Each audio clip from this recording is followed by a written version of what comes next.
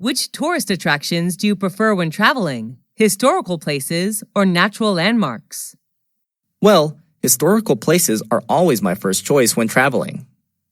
What do you usually do when visiting historical places? I usually listen to the tour guide introducing the sites and take notes about important historical events.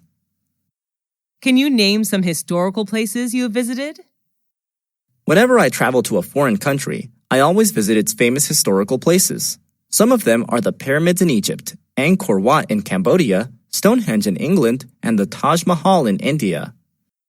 What's your most favorite historical place? Why? I love the pyramids the most. Taking a tour around the pyramids, I can not only enjoy the gorgeous architecture, but also learn cultural and historical values of the ancient Egyptian culture. What is the most famous historical place in your country? It's definitely the Statue of Liberty in New York City. What's special about it? The statue was gifted by the people of France. It is a symbol of freedom for the U.S. as well as a welcoming sight to people coming to the U.S. from another country. Where is it located? It's located on Liberty Island in New York Harbor, NYC. Should the youth visit historical places instead of other places? Sure.